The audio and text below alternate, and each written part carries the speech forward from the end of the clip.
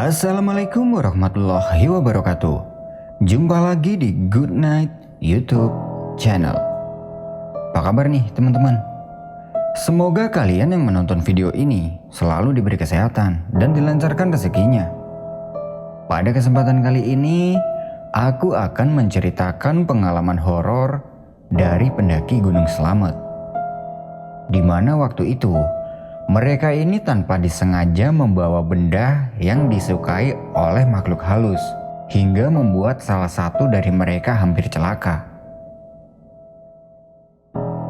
Untuk cerita lebih lengkapnya silakan simak video ini sampai selesai. Good night.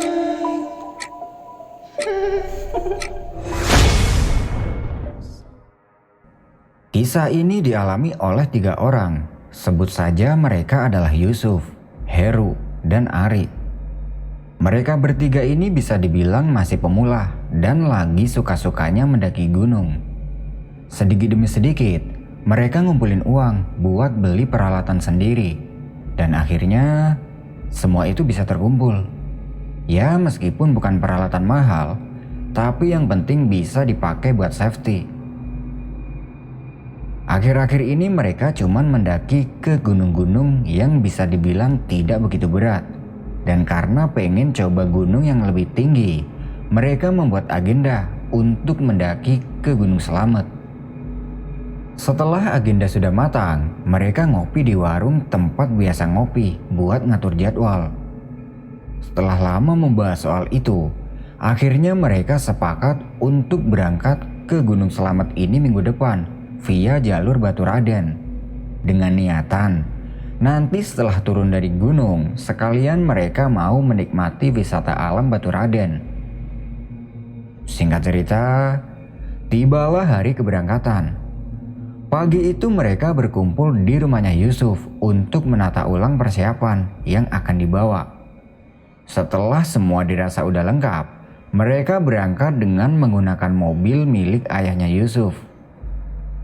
Mobil dikemudikan Yusuf sendiri, dan karena pagi itu di antara mereka belum ada yang makan, Yusuf menghentikan mobilnya di depan warung pinggir jalan untuk sarapan. Jadi warungnya itu kayak semacam warteg gitulah.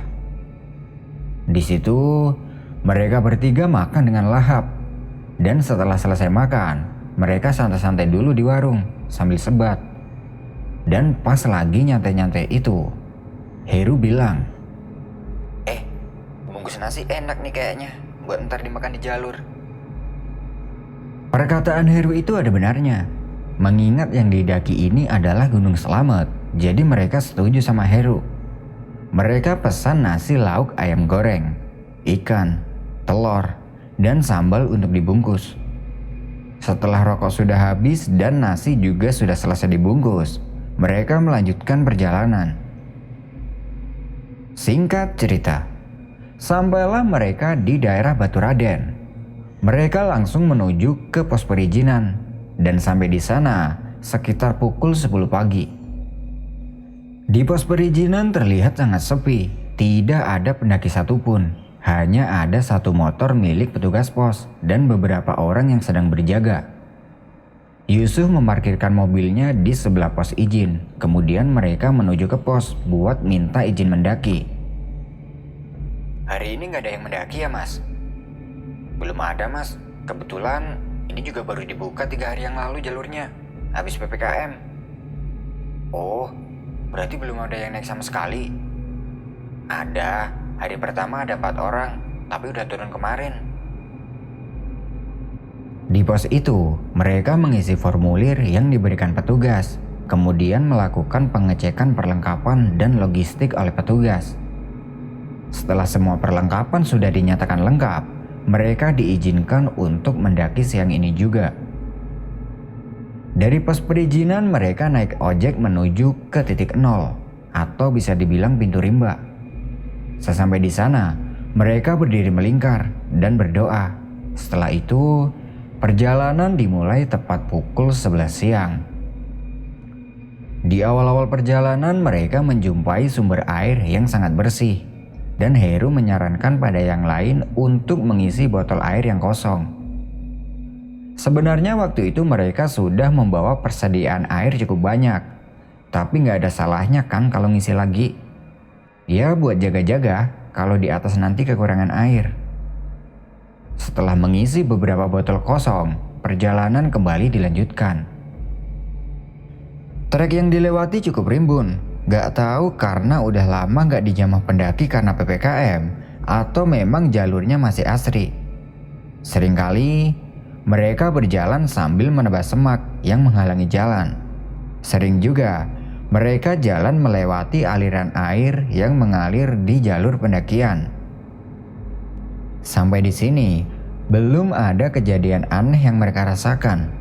Semua masih berjalan seperti biasa, dengan posisi Heru di paling depan dan Yusuf di paling belakang.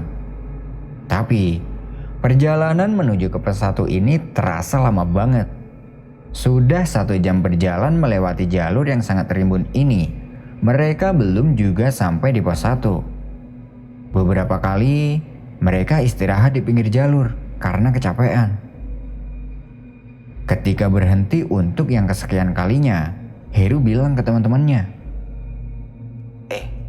gak kebayang ya kalau misal Daki lewat sini pas malam-malam. Emangnya kenapa, Ru? Ya kalian lihat aja, siang aja suasananya horor gini, apalagi malam. 10 menit istirahat, perjalanan kembali dilanjutkan. Dan dengan penuh perjuangan, akhirnya mereka sampai di pos 1 yang dinamakan Pos Sugowokan. Jadi perjalanan mereka dari pintu hutan sampai di pos 1 ini memakan waktu kurang lebih 2 jam. Di pos 1 mereka istirahat cukup lama, sekalian makan makanan yang dibungkus dari warung tadi. Karena waktu itu di pos 1 ini tidak ada bangunan shelter, jadi mereka duduk di sebidang tanah sambil makan. Setelah selesai makan, Yusuf mengeluarkan alat masak untuk membuat kopi, dan kopi itu dinikmati sambil membahas jalur yang sedang dilewati ini. Bahwasanya jalurnya ini benar-benar masih alami banget dan sepi, dan di tengah hutan yang lebat ini hanya ada mereka bertiga. Bisa dibilang mereka ini salah memilih jalur pendakian, tapi nggak apa-apa lah, udah terlanjur juga kan. Setelah dirasa cukup istirahat, mereka mengemasi barang-barangnya. Dan karena mereka tahu kalau di gunung itu nggak boleh buang sampah sembarangan, mereka membawa bekas bungkusan makanan itu ke atas untuk nanti dibawa turun. Bekas sambal, tulang ayam, dan ikan mereka bungkus jadi satu. Kemudian sama Yusuf diselipkan di bagian samping tas carrier-nya. Jadi tas carrier-nya itu ada kantongnya di samping. Setelah semua sudah dikemas, perjalanan kembali dilanjutkan menuju ke pos berikutnya sekitar jam 2:04. Formasi berjalan mereka masih sama seperti tadi. Heru di paling depan, disusul Ari, dan Yusuf di paling belakang. Nah, belum lama berjalan, Yusuf merasa sakit di bagian perutnya. Jadi kayak ditusuk-tusuk gitu, efek dari setelah makan langsung dipakai buat jalan. Merasakan itu Yusuf berjalan sedikit pelan, dan mengetahui itu, Ari yang berjalan di depannya Yusuf tanya, "Kenapa, Sup?"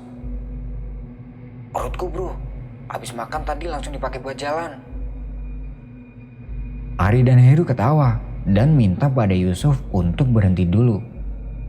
Tidak lama berhenti, kabut tipis mulai turun menyelimuti. Heru tanya nih ke Yusuf, "Gimana Sup? Udah gak sakit perutmu?" Udah mendingan bro." "Ya udah, ayo lanjut jalan lagi. Kabut udah mulai turun nih." Karena memang dirasa sudah mendingan, mereka lekas berdiri untuk melanjutkan perjalanan. Tapi, belum lama berjalan penyakit itu kambuh lagi. Karena gak mau nyusahin teman-temannya, Yusuf gak ngasih tahu ke Heru dan Ari.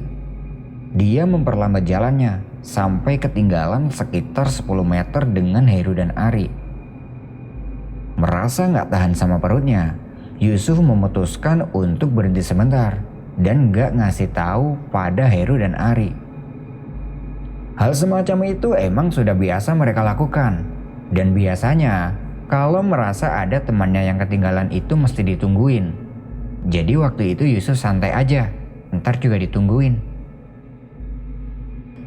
Dia duduk di sebatang pohon tumbang dan mengeluarkan sebatang rokok untuk dihisap, sekalian nunggu keadaan perutnya ini membaik. Setelah rokok sudah habis dan kondisinya dirasa sudah membaik, dia lanjut berjalan menyusul Heru dan Ari.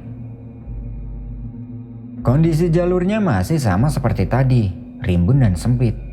Tapi kali ini cuaca berkabut tipis. Selangkah demi selangkah dia berjalan, dan jalur yang dia lewati ini makin kesana makin sempit dan semakin rimbun. Belum ada pikiran aneh. Yusuf menganggap mungkin jalurnya emang kayak gini, karena dari bawah tadi juga emang udah rimbun. Dia jalan sambil memperhatikan ke depan untuk mencari Heru dan Ari. Tapi waktu itu gak kelihatan karena ketutup semak yang cukup tinggi. Terus berjalan. Sampai kira-kira 10 menit berjalan, Yusuf tidak juga menjumpai kedua temannya. Dan lama-kelamaan, dia ragu dengan jalan yang dilewati ini. Karena semakin ke depan, jalannya ini semakin ketutup dan rimbun. Di sisi lain, jalannya juga mulai gak kelihatan karena tebalnya kabut. Dia berhenti sebentar dan mengamati keadaan sekitar. Ini jalurnya kok kayak bukan jalur ya? Pikir Yusuf. Dia melihat ke belakang dan dari kejauhan tampak ada laki-laki tua. Ya gak begitu tua banget sih. Perkiraan umur 50-60 tahunan. Dia berjalan ke arah Yusuf. Dan dari penampilannya orang itu tampak aneh dan sedikit menakutkan. Dia berkumis tebal, rambutnya gondrong dan keriting, dan gak pakai baju. Cuman pakai celana pendek hitam doang. Yusuf memperhatikan orang itu terus-menerus sambil dia berpikir, itu orang apa gimana ya? Kok gak pakai baju? Emang gak dingin apa?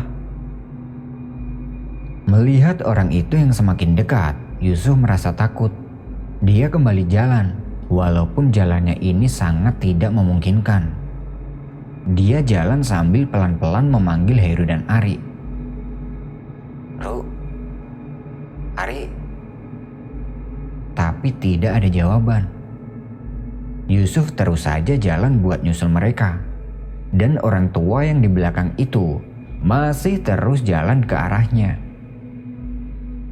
Yusuf merasa semakin takut. Dia terus memanggil Heru dan Ari, tapi tetap saja tidak ada jawaban dari mereka. Lalu dia memanggil dengan sedikit teriak. Heru, Ari, kalian di mana? Dan teriakan yang ketiga kalinya, dia mendengar suara Heru dan Ari menyahut dari kejauhan. Tapi suara teriakan Heru dan Ari itu bukan dari arah depan, tapi dari arah jauh sebelah kiri. Woi, Sup, kamu di mana? Aku di sini. Kalian di mana? Lalu Heru meminta Yusuf untuk diam di tempat dan memberi petunjuk keberadaannya. Yusuf menggoyang-goyangkan pohon untuk menandai keberadaannya pada Heru dan Ari. Sambil menggoyang-goyangkan pohon itu, dia melihat lagi ke belakang. Dan orang tua tadi tiba-tiba tidak ada. Gak tahu perginya kemana. Yusuf merasa sedikit lega. Dia terus menggoyang-goyangkan pohon itu. Sampai akhirnya terlihat Heru dan Ari dari atas sebelah kiri. Woi, Sup, ngapain di situ? Teriak Heru. Spontan Yusuf langsung kaget. Dia langsung menerabas semak untuk jalan menuju ke Heru dan Ari. Sesampai di sana, Heru tanya lagi. Ngapain kamu di sana? Gak tahu, tiba-tiba aku ada di sana. Jawab Yusuf dengan keadaan bingung. Karena memang dia sendiri juga tidak tahu kenapa tiba-tiba ada di sana. Heru dan Ari kelihatan bingung dan saling ngeliatin. Yaudah, ayo balik ke jalur. Ini bukan jalurnya, Sob. Mereka berjalan menuju ke jalur pendakian. Sesampai di jalur, Yusuf menjelaskan pada Heru dan Ari kalau tadi dia ini sempat berhenti karena perutnya sakit. Dan pas mau nyusul teman-temannya, tiba-tiba jalannya kayak gitu tadi. Tahu di mana Yusuf tadi? Di turunan ke arah lembah. Heru dan Ari semakin bingung, terutama Yusuf sendiri. Berhubung sekarang mereka ini sudah berkumpul, akhirnya ya sudahlah, Heru memberi saran pada Yusuf. Ya udahlah, lain kali kalau mau berhenti bilang dulu ya, Sob. Kita sempat panik juga tadi. Kita udah nungguin lama, tapi kamunya gak nyusul-nyusul. Dan tiba-tiba ada di sana. Heru mengajak yang lain untuk lanjut berjalan dan melupakan kejadian tadi. Dan meminta sama Yusuf buat jalan di depan. Dan jangan ada yang berpisah lagi. Perjalanan kembali dilanjutkan. Sambil jalan itu, Yusuf masih tidak habis pikir.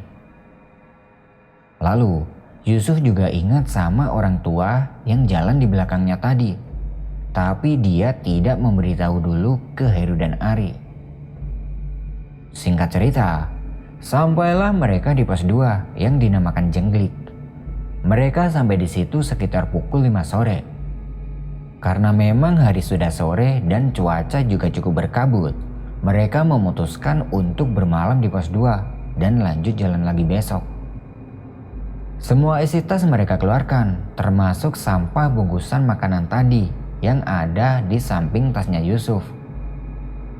Nah, posisi bungkusan itu kan ada di samping tasnya tuh.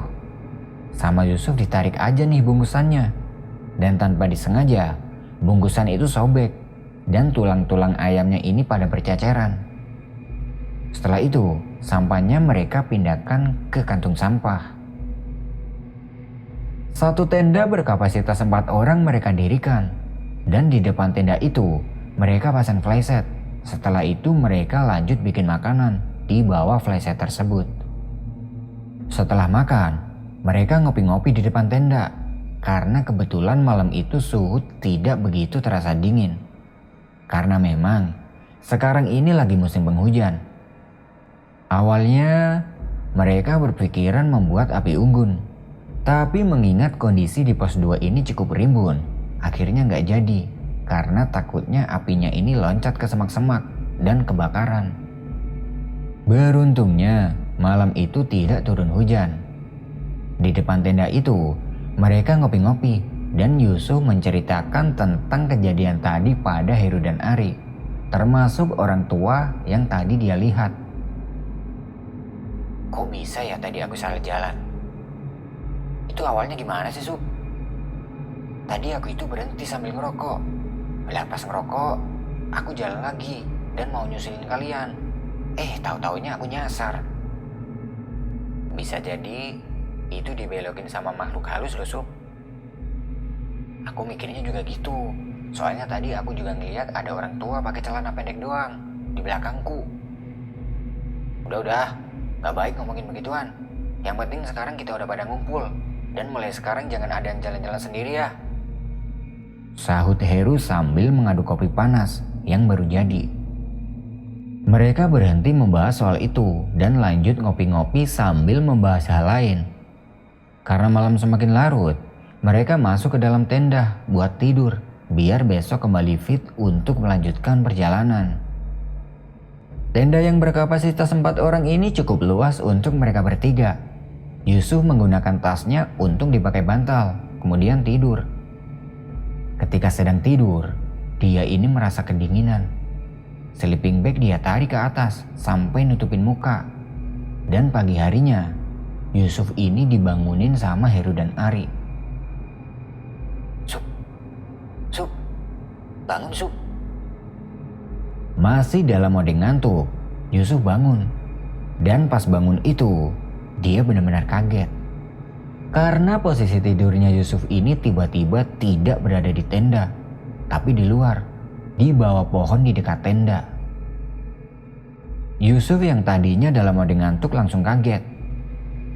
Sup, ngapain tidur di sini? Yusuf cuma diam karena dia sendiri juga bingung. Woi, Sup, ditanya diem aja. Gak tahu bro, kok aku ada di sini ya? Heru dan Ari terlihat ikut bingung. Mereka mengajak Yusuf buat kembali ke tenda.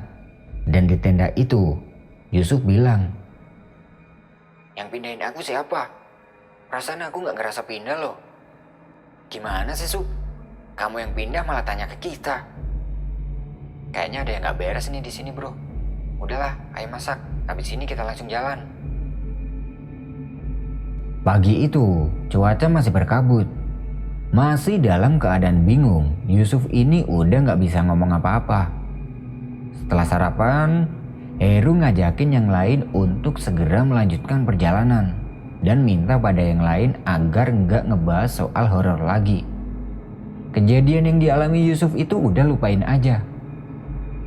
Setelah berkemas, mereka mengumpulkan sampah dan dimasukkan ke dalam kantung plastik. Dan kantung plastik itu mereka taruh di pos 2 dulu. Besok kalau turun, sampah itu mau diambil buat dibawa turun. Karena kan ya nggak enak banget gitulah naik bawa sampah. Di sisi lain, mereka juga udah siap kantung plastik lain buat nampung sampah kalau di atas nanti. Perjalanan kembali dilanjutkan sekitar pukul 10 pagi. Beberapa kejadian yang dialami Yusuf itu udah benar-benar di luar nalar. Dia merasa takut dan niatnya untuk melanjutkan perjalanan ini sedikit kendor. Tapi dia nggak bilang itu sama Heru dan Ari. Dan melihat mereka berdua ini sepertinya tenang-tenang saja, Yusuf pun mencoba untuk membulatkan niatnya untuk tetap jalan menuju ke puncak selamat. Setelah menempuh kurang lebih 2 jam perjalanan, sampailah mereka di pos 3 yang dinamakan pos Cemara. Mereka sampai di sana sekitar jam 12 lebih sedikit. Di pos 3 itu, mereka istirahat karena rintik-rintik hujan mulai turun. Sambil istirahat, mereka memakai jas hujan masing-masing. Semakin lama hujan yang turun semakin deras dan mereka terpaksa berhenti lebih lama lagi di pos 3 sampai hujan benar-benar reda. Sambil nunggu hujan reda itu, mereka bikin-bikin kopi dan makan-makan cemilan. Setelah cukup lama menunggu, akhirnya hujan pun reda. Peralatan masak dikemas dan perjalanan dilanjutkan sekitar pukul 1:30 siang. Perjalanan menuju ke pos 4 ini cukup menguras tenaga karena jalannya cukup curam dan licin karena habis hujan. Dengan sangat berhati-hati, akhirnya sampailah mereka di pos 4 yang dinamakan Sangyang Raka, kurang lebih pukul 4 sore. Nah, mengingat hari sudah sore dan berkabut, mereka memutuskan untuk camp di sini lagi aja dan lanjut summit ke puncak besok pagi-pagi. Satu tenda yang sama mereka dirikan seperti kemarin dengan flysheet di depannya. Setelah itu, waktunya mengisi perut yang sudah mulai keroncongan. Karena niat mereka besok summit pagi-pagi, malam itu setelah makan mereka langsung masuk ke dalam tenda dan tidur. Sebelum tidur, Yusuf ini trauma sama kejadian kemarin. Takutnya dia dipindahin lagi. Heru meminta pada Yusuf agar zikir dulu sebelum tidur. Semoga kejadian kemarin tidak terulang lagi. Dan kalau ada apa-apa, langsung bangunin yang lain. Setelah zikir dan berdoa, Yusuf langsung tidur. Dan syukurlah, kejadian semalam tidak terulang lagi. Sekitar pukul 4 pagi, mereka semua pada bangun dan segera mempersiapkan bekal untuk summit ke puncak selamat. Perjalanan ke puncak selamat dimulai pukul 4:30 pagi. Sambil menahan suhu yang sangat dingin, mereka berdoa dan pelan-pelan melangkahkan kaki menuju ke puncak. Selama perjalanan ke puncak, mereka tidak ada halangan apapun hingga sampai di pos 5 Sangyang Jampang tepat hari sudah mulai terang. Di pos 5 mereka istirahat sebentar untuk minum, kemudian lanjut jalan lagi. dan mereka disambut mentari pagi di puncak pahlawan Gunung Slamet. Di puncak mereka sangat senang, dan saking senangnya Yusuf dan yang lain sampai sujud syukur melihat keindahan alam di atap tertinggi Jawa Tengah. Setelah cukup puas menikmati keindahan puncak, mereka kembali turun dengan senang karena sudah bisa menginjakan kakinya di puncak Gunung Slamet. Sesampai kembali di tempat camp, mereka bikin sarapan dan istirahat sebentar. Setelah itu berkemas untuk kembali lanjut berjalan turun. Perjalanan turun dari tempat camp dimulai sekitar pukul 10 pagi. Pos demi pos mereka lewati. Dan ketika berjalan antara pos 3 menuju ke pos 2, Yusuf yang waktu itu berjalan di paling depan kaget dan menghentikan langkahnya di jalur. Bro, itu di depan orang ya? Iya tuh, tapi kayaknya bukan pendaki deh. Mereka memperhatikan orang itu. Dia terlihat sedang berjalan turun. Dan seketika itu Yusuf ingat kalau itu adalah orang tua yang ditemui kemarin pas dia salah jalur. Dia pakai celana pendek hitam. Yusuf bilang nih ke yang lain, Bentar bro, kayaknya orang itu orang yang aku ceritain kemarin deh. Yang mana Sup? Itu yang aku salah jalur kemarin.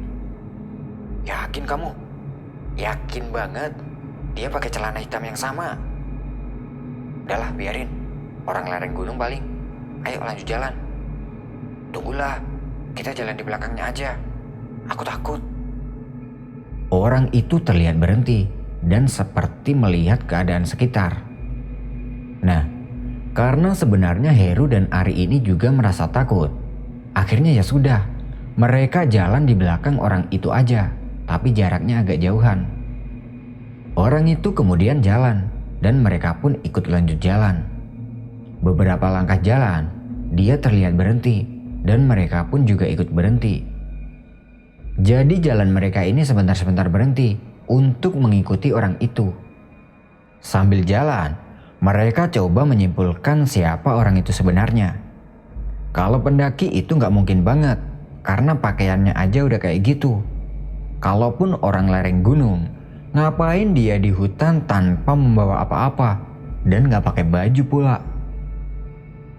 Setelah cukup lama mengikuti, orang itu tidak terlihat lagi karena jalannya sedikit belok.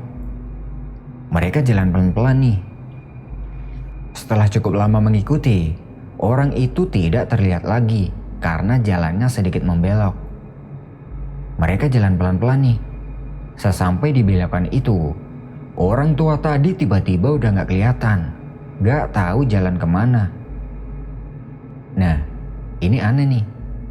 Setelah belokan itu, jalannya ini udah lurus aja. Kalaupun orang tadi terus jalan lurus, harusnya masih kelihatan.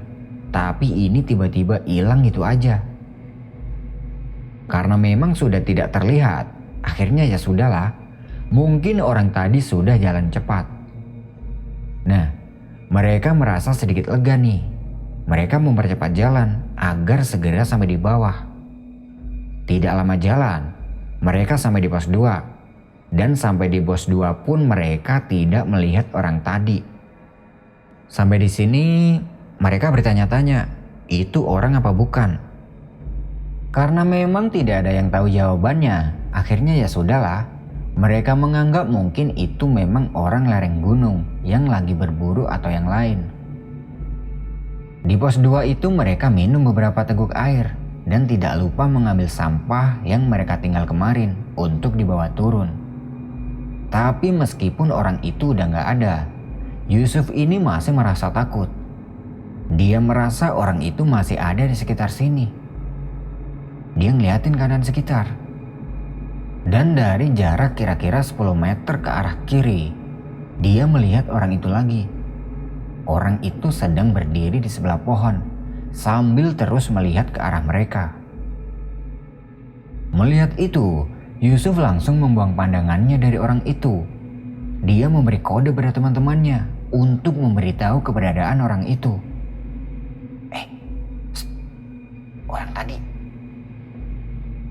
sambil dia ngelirik ke arah kiri. Mana Sob? Itu, di sebelah pohon. Dia ngeliatin kita. Heru dan Ari ngelihat ke arah kiri. Dan benar, orang itu beneran ada. Di sini, mereka merasa takut lagi dan memutuskan untuk cepat-cepat lanjut jalan. Tapi selama perjalanan itu, seringkali Yusuf melihat orang itu sedang ngintip dari sela-sela pohon. Jadi seakan-akan orang itu terus ngikutin mereka. Sambil jalan, Yusuf coba memberitahu teman-temannya dengan pelan. Bro, ini gila sih. Orang itu ngikutin kita terus loh. Di mana sih Sob? Di setiap pohon mesti ada. Biarin aja Sob. Ayo jalan lebih cepat lagi. Mereka semakin mempercepat jalannya dan sesekali berlari kecil. Dan Yusuf, dia udah gak berani lagi nengok kemana-mana. Dia cuman fokus sama jalannya saja. Setelah lama berjalan, mereka sampai kembali di pos 1. Karena capek, mereka berhenti sebentar untuk mengatur nafas. Dan di situ, Yusuf ngeliatin keadaan sekitar hutan untuk mencari orang tadi. Dan syukurlah, orang itu udah gak kelihatan. Tidak lama istirahat, mereka lanjut jalan lagi hingga sampai di bawah, di titik 0. Mereka langsung jalan kaki menuju ke base camp. Dan akhirnya, mereka bisa sampai kembali di base camp dengan selamat. Sampah mereka buang ke tempat yang udah disediain. Dan mereka istirahat di dekat pos sambil membahas orang aneh tadi. Tanpa disadari, salah satu penjaga pos mendengar pembicaraan mereka. Dia ikut nimbrung dan bertanya, Apa?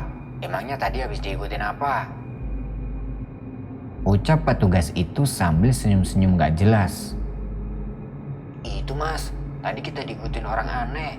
Dia pakai celana pendek doang. Udah santai aja, udah biasa itu, Kata penjaga pos dengan tenang. Sepertinya masnya ini udah tahu banyak. Dia minta pada mereka buat lupain aja. Sekali ditanya siapa orang itu, mas penjaga ini malah senyum doang dan pergi. Akhirnya ya udahlah. Yang penting sekarang mereka bisa sampai di sini dengan selamat. Barang-barang mereka masukkan ke dalam mobil dan berkendara meninggalkan pos. Dan niat mereka yang tadinya ingin mampir di wisata Batu Raden itu batal. Karena hari itu udah sore dan wisatanya juga udah tutup. Di perjalanan pulang mereka mampir di warung buat makan. Nah, di warung itu mereka nurunin tas dari mobil buat dibongkar dan misahin pakaian yang kotor. Dan ketika Yusuf membongkar tasnya, dia nemu satu buah tulang ayam di saku tasnya. Kayaknya ini tulang ayam dari bungkusan kemarin. Dia diejekin sama Heru dan Ari. Setelah selesai dibongkar di warung itu, mereka kembali membahas soal orang yang ngikutin mereka tadi, yang tiba-tiba muncul dan tiba-tiba hilang gitu aja. Nah, pas ngebahas soal itu, ibu penjaga warung tiba-tiba ikut nimbrung pembicaraan mereka. Itu jelas bukan manusia Mas. Itu lelembut yang ngikutin sampean. Soalnya sampean bawa tulang itu. Dan lelembut itu suka sama tulang. Perkataan ibu itu mereka sinkronkan dengan kejadian janggal selama di gunung. Kalau dipikir-pikir, itu memang ada benarnya. Mungkin waktu naik itu Yusuf yang membawa bungkusan tulang. Jadi tanpa sadar, dia ini nyasar. Dan yang tidurnya Yusuf dipindahin itu, dia tidur berbantal tas yang juga ada sisa tulang. Sedangkan pas perjalanan turun, tulang itu dibawa sama mereka dari pos 2. Kejadian itu adalah kejadian paling horor bagi mereka selama pendakian. Tapi itu tidak membuat mereka kapok mendaki gunung. Justru selanjutnya mereka lebih berhati-hati, terutama dengan barang yang dibawa ke gunung yang mungkin itu disukai sama makhluk lain. Nah, itu tadi adalah pengalaman horor yang dialami oleh Yusuf, Heru, dan Ari. ketika melakukan pendakian ke Gunung Slamet via Baturaden. Terima kasih buat teman-teman yang sudah menonton video ini sampai selesai. Aku pamit undur diri dulu ya. Good night and see you next time.